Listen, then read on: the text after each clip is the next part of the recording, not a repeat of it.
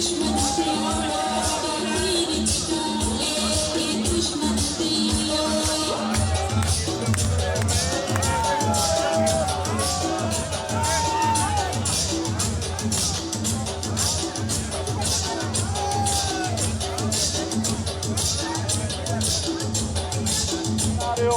के हवाले से मैंने कहा यहाँ पर असल जो मजलूम है इस कराची शहर के वो केएमसी और डीएमसी के मुलाजिम हैं, या सिंध या वफाकी सतह पर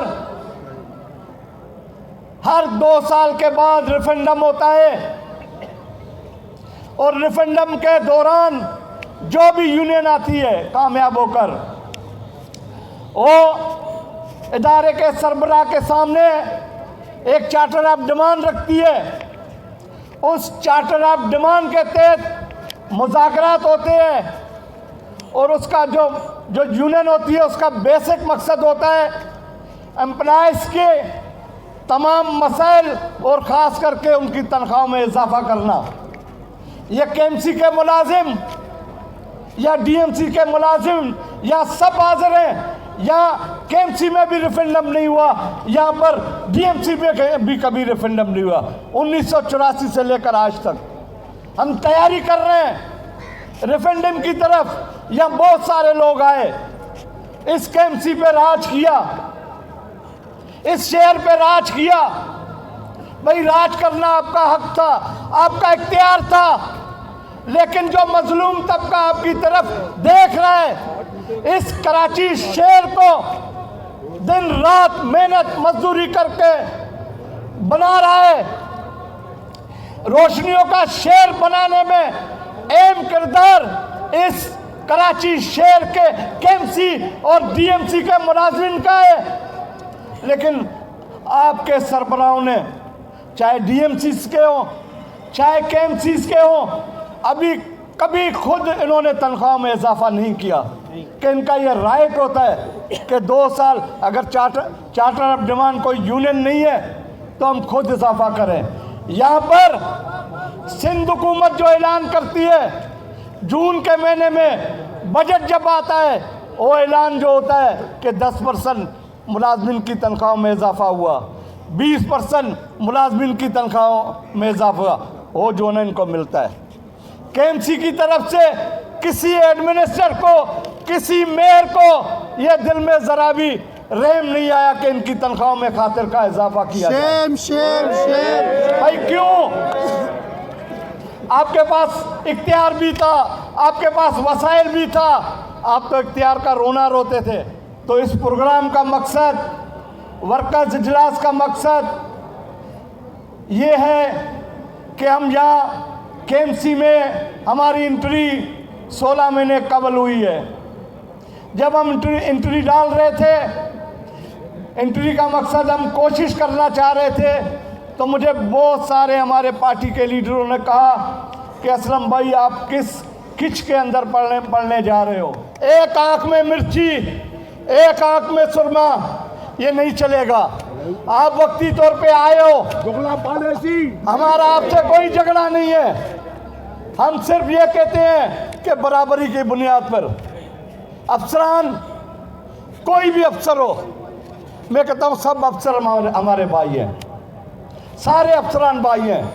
लेकिन ये कहाँ का कानून है कि एक अफसर के पास 4-4, 5-5 पोस्टिंग है और एक ऑफिसर जो है जो डिजीज करता है, तैनाती के लिए सालों साल बैठा हुआ है। ये कहाँ का इंसाफ है? अमीन बलोच, ये कोई इंसाफ है? बिल्कुल नहीं है। तो हम ये नाइंसाफियों के खिलाफ लड़ने आए हैं।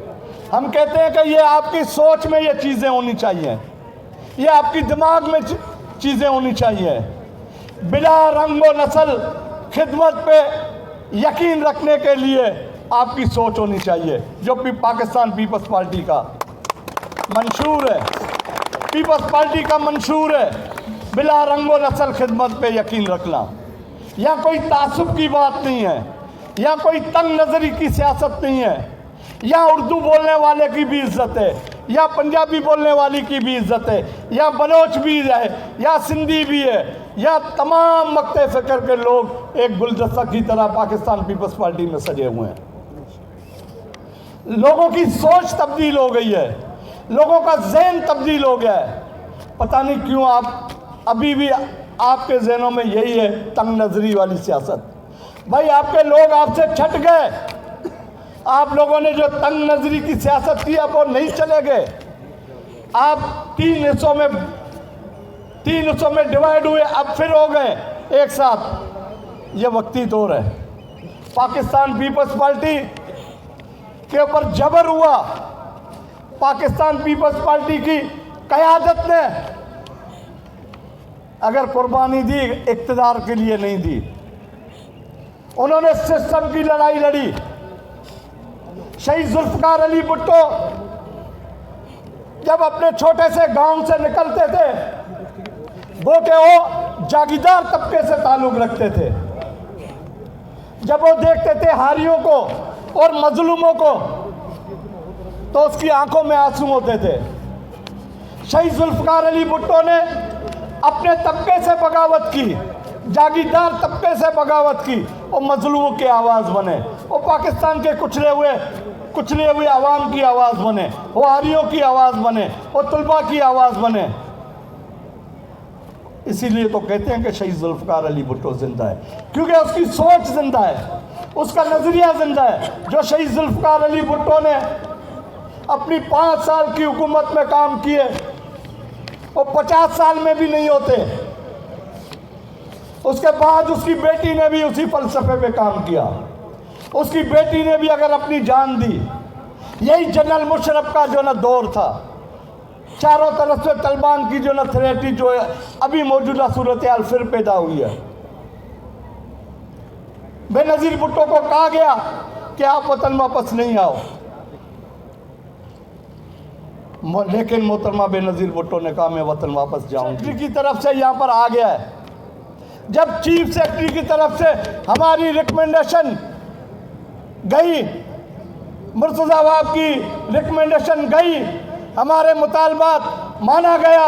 दौरान ड्यूटी जो मुलाजमीन अपनी जान दे देता है कि उसके बेटे का ये हक नहीं है कि उसको नौकरी मिले, जब हमारे इस मुतालबे पर चीफ सेक्रेटरी ने अप्रूवल कर दिए, तो इस मेयर कराची या हेड मिनिस्टर से मैं अपील करता हूं, मैं मुतालबा करता हूं कि फौरी तौर पे डिसीज कोटे की नौकरी पर तमाम एम्प्लॉयज़ के बच्चों को नौकरी फराहम की जाए।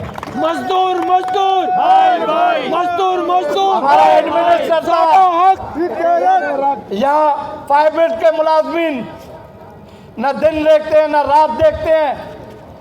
जब इस कराची शहर में किसी जगह भी आग लगती है तो फौरी तौर पे इनका काम है जानी और माली लोगों के नुकसान को बचाने के लिए फ़ौरन ये पहुँचते हैं। इनको कोई मराद नहीं देते हैं। एक ओवर टाइम का मसला जो मुर्तज़ा वाब के दौर में 14 महीने के दौर में सही जा रहा था, अभी शफी लासी, शाहिद कादरी बड़ी मेहनत करके मेरे ख्याल में अप्रूव हुआ है, नहीं हुआ है, हो गया कल बड़ी मुश्किलों से हुआ है 3 करोड़ 60 लाख का। तो ये चीज़ें जो इनको मिलनी चाहिए, आप लोगों को से मैं गुजारिश करूंगा कि ये इनका हक है। ये आपसे कोई करप्शन की पत्ती नहीं मांग रहे हैं, सिर्फ अपना हक मांग रहे हैं। इनको अगर हक भी टाइम पे नहीं मिला तो फिर वो कहते हैं हक बात जो कहने की जसारत नहीं करते, क्या उनके ज़मीर उनको मलामत नहीं करते। ये भूख, ये अफलास, ये मसाइब, क्या बात है कि लोग बगावत नहीं करते।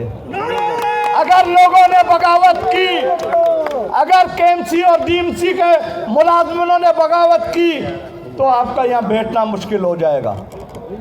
हम हक मांगने के लिए निकलेंगे। आज का ये वर्कर इजलास आपको पैगाम दे रहा है कि मनपसंद अफसरान की तामीयाती बंद एक दो बातें जो मिस हो गई हैं वो कहना चाहूँगा कि मुर्तज़ा वाब जो थे यहाँ पर इनके मिनिस्टर भी वफाकी हैं ना, फैसल सब्ज़वाली साहब। और फ़र्क आप देखें कि मुर्तज़ा वाब ने 23 करोड़ रुपए जो ना स्केमसी में ले आए। एक और मुआहदा जो करने जा रहे थे जिस पे जमात इस्लामी ने मुखालफत की, वो सिर्फ़ और सिर्फ केएमसी के रीनों में इजाफ़ा करने के लिए जो उन्होंने इक़दाम किया, जो रेंट था म्यूनसिपल चार्जेस के इलेक्ट्रिक के हवाले से जो मुआहदा किया था, अगर वो आता तो कितना केएमसी को फ़ायदा होता, ये कभी किसी ने नहीं सोचा था। तो मुर्तज़ा वाब की वो जो कोशिश थी उस पर जो ना बहरहाल जमात इस्लामी ने वो कोर्ट में गई, कोर्ट से जो ना वो ख़त्म किया। लेकिन हम आपको यकीन दिलाते हैं ये अफसरान की सूरत में हम इस केएमसी को, हमारी सोच जो ना वो है बेहतरी की है। हमारे चेयरमैन जो बिलावल भुट्टो हैं इस मुल्क की जो इस वक्त क़यादत कर रहे हैं, इंशाल्लाह 2023 में वो इस मुल्क के वज़ीर आज़म भी होंगे। हमारी ख्वाहिश भी है और तवक्का भी है, जिस तरीके से लोगों की सोच बदली है तो हम चाह रहे हैं कि इस कराची को भी हम बदलें। जब मेयर कराची हमारा होगा कि बहुत सारे लोगों ने जो ना यहाँ पर जो ना कोशिशें की हैं लेकिन नाकाम गई है, लेकिन पीपल्स पार्टी इंशाअल्लाह ताला जिस तरह पूरे सिंध में खिदमत करती है इंशाअल्लाह कराची के लोगों की भी खिदमत करेगी, जो कराची के लोगों ने इस वक्त मैंडेट दिया है। बहुत शुक्रिया आप तमाम लोगों का। हम तमाम कश्तियाँ जलाकर पीपल्स पार्टी में शामिल हुए हैं। हमारी बिल्कुल बेशक 35 साल वहाँ खिदमत थी, लेकिन हमने वो तमाम खिदमत को पाकिस्तान पर तरजीह दी, नंबर 1। नंबर 2 बात यह है कि जब हम पीपल्स पार्टी में आ गए तो अब इसका कोई सवाल ही पैदा नहीं होता कि हम कहीं और या किसी हेलो या किसी भी आवाज़ पर हम लब्बैक कहेंगे। अब हम सिर्फ जिए भुट्टो की आवाज़ पे ही लब्बैक कहेंगे और जियाले हैं जियाले ही रहेंगे इंशाअल्लाह। वज़ीर हैं हमारे नासिर हुसैन शाह, जब भी हम मुलाकात करते हैं जो भी मसला कहते हैं, अभी आप देखें कि जो मुआहदा हुआ आसिफ अली जरदारी साहब ने मुआहदे के तहत एडमिनिस्टर कराची और 3 जो है डीएमसीओं के एडमिनिस्टर इनको देने थे वो दे दिए, बल्कि एक जो ना डीएमसी सेंट्रल का जो ना वो मामला रुका हुआ है, वहाँ अभी भी वो डीसी है तास अली वो चला रहा है, लेकिन एडमिनिस्ट्रेटर कराची को मुआहदे के तहत हमने दिया है। तो उनको चाहिए कि तमाम लोगों की जो ना तमाम रंग और नस्ल के जितने भी अफसरान हैं उनकी नुमाइंदगी करें, ना कि एक तबके की नुमाइंदगी करते हुए फिर जो ना लोगों को डिवाइड एंड रूल किया जाए। कराची ने बहुत दुख देखे हैं, बहुत तकलीफ़ें बर्दाश्त की हैं। अब हम नया सफ़र का आगाज़ करने जा रहे हैं। मेरे ख्याल में पिछले कई सालों के बाद जो है ना अल्लाह ने चाहा तो हमारा एडमिनिस्टर होगा यहाँ इस कराची शहर में। जमात इस्लामी ने भी जो ना राज किया है, मुत्तहिदा कौमी मूवमेंट ने भी राज किया है। इंशाल्लाह मेयर जो है ना जियाला होगा तो इंशाल्लाह हम जो ना काम के हवाले से, नाम के हवाले से पाकिस्तान पीपल्स पार्टी का नाम रोशन करेंगे। ऑफिसर एसोसिएशन जो हमने यहाँ बनाई तकरीबन इसको भी 16 महीने कबूल हुए। एक हमने प्रोग्राम यहाँ रखा था योम तासीस के हवाले से 1 साल कबल, उसमें मेनाज भाई जो थे इसी प्रोग्राम में शमूलियत की। फिर मेनाज भाई को हमने टास्क दिया ऑफिसर एसोसिएशन का, तो मेनाज भाई की बड़ी ये पूरी टीम बैठी है, ताहिर दुरानी और अनवर बलोच, रजवान बकरी, जितने भी हैं अफसरान हमारे, उन्होंने मिल के पूरे जो ना ऑफिसर एसोसिएशन बल्कि बनाई नहीं बल्कि रजिस्ट्रेशन की तरफ गए।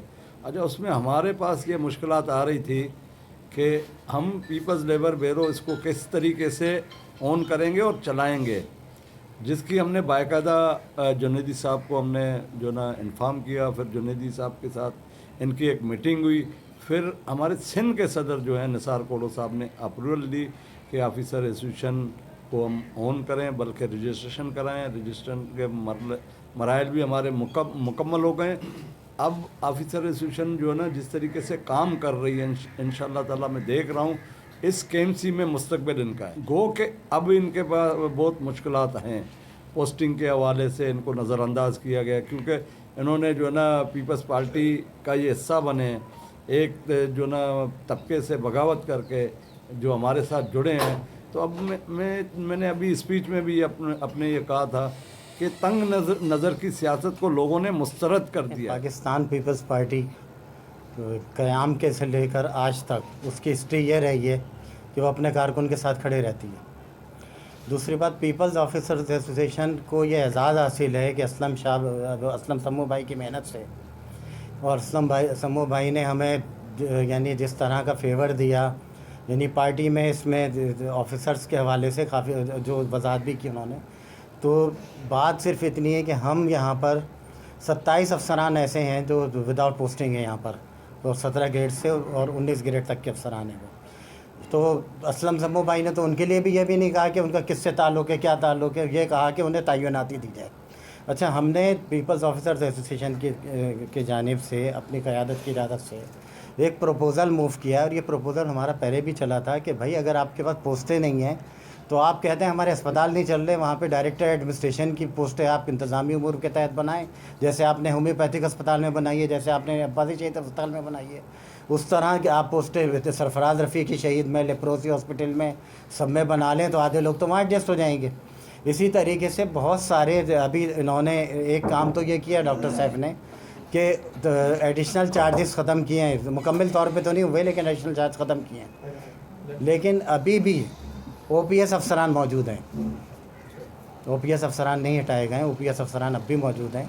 और हमारी people's officers association chairman Bilawal Bhutto साहब के विजन के मुताबिक, बिल्कुल जैसी हमें हिदायत मिलेगी यहाँ से अपनी पीपल्स लेबर ब्यूरो से, उसके मुताबिक चल रही है। हमने अपने यानी सबसे पहले प्रायोरिटी डिसिप्लिन है जिसको हमने फॉलो किया है कि हम यानी पार्टी की क़यादत की इजाज़त के बगैर कोई भी स्टेप नहीं लेंगे। और आज जो हमारा प्रोग्राम हुआ है, तो मैं सिर्फ ये कहना चाहता हूँ कि हमने कराची फ़तह किया था, सबसे बड़ी जमात बनकर निकले। आज हम KMC की सबसे बड़ी एसोसिएशन भी हैं, और हमारी पीपल्स यूनिटी आज से कराची की सबसे KMC की सबसे बड़ी जो है वो पीपल्स यूनिटी की लेबर यूनियन बनकर सामने आई है। और इसमें कोई भाम नहीं है कि 3-4 दिन पहले जो पार्क में इजलास हुआ था उसमें बमुश्किल 60 से 70 लोग थे, और वो आखिरी वक्त तक जो है वो गैप देते रहे उसमें। हालांकि वो पार्क कायद-ए-आज़म मोहम्मद अली जिन्ना ने वहाँ पर ख़िताब किया था, तो वहाँ वैसे भी इजाज़त नहीं है प्रोग्राम करने की। बहरहाल उन्होंने किया, लेकिन हमने ना उनके ख़िलाफ़ कोई बात की, ना हमारी पार्टी की तरफ से कोई इजाज़त है कि कोई तसादुम वाली सूरत है। बात ये अभी असलम भाई ने जिक्र किया कि या रिजवान भाई ने कि हम पहला ख़तरा है। अगर कोई चीज़ हम पूरे मुल्क की या दीगर की बात नहीं करते, हमारा एक डोमेन है, वो है Karachi metropolitan corporation. Karachi metropolitan corporation की हद तक हम कोशिश करेंगे कि अगर कहीं पे करप्शन है तो उसको ख़त्म किया जाए, अदरवाइज़ मिनिमाइज़ किया जाए, ताकि इदारे के जो अपने वसाइल हैं वो इदारे पे खर्च हो सके। मेयर आ रहे हैं ज़ियाले, अगर ज़ियाले मेयर आ रहे हैं आपके, तो उसके बाद अगर किसी किस्म के प्रॉब्लम मसाइल होंगे तो किस तरह से आप हल करा सकेंगे, क्योंकि आपके अपनी पार्टी से देखो, पाकिस्तान पीपल्स पार्टी जहाँ जहाँ मसाइल होते हैं उनके हल की तरफ नहीं, बल्कि उनको हल करके ही जो ना उस पर यकीन रखती है। अजय KMC में जो ना गुज़श्ता 35 सालों वैसे हम तो नहीं थे, लेकिन आप 14 महीने की प्रैक्टिस ले लें और साहब आपकी सूरत कर इस कराची शहर की टूटी सड़कें, पार्क, स्ट्रीट और सारी चीज़ों पर उसने तवज्जो दी, बजट लगाया और दिन रात एक करके कराची शहर को बेहतरी की तरफ ले गए। अब जब ये मेयर कराची अगर हमारा आ जाता है और इंशाअल्लाह ताला शाम तक काउंसलिंग हो, तो हम तो मकसद पीपल्स पार्टी के कारकुन बिल्कुल यकीन रखते हैं कि जब मेयर कराची आएगा तो हमारे एजेंडे में सबसे पहला एजेंडा है मजदूर, जो शहीद जुल्फ़िकार अली भुट्टो 1971 में लेके चले थे। वो मजदूर की आवाज़ बने थे, मजलूम की आवाज़ बने थे, कुचले हुए तबके की आवाज़ बने। तो मेयर कराची जब हमारा आएगा तो KMC के मजलूम मेहनत कशों की वो नुमाइंदगी करेगा। हम उनकी दाद को फरियाद लेकर जाएंगे उनके पास इंशाअल्लाह ताला।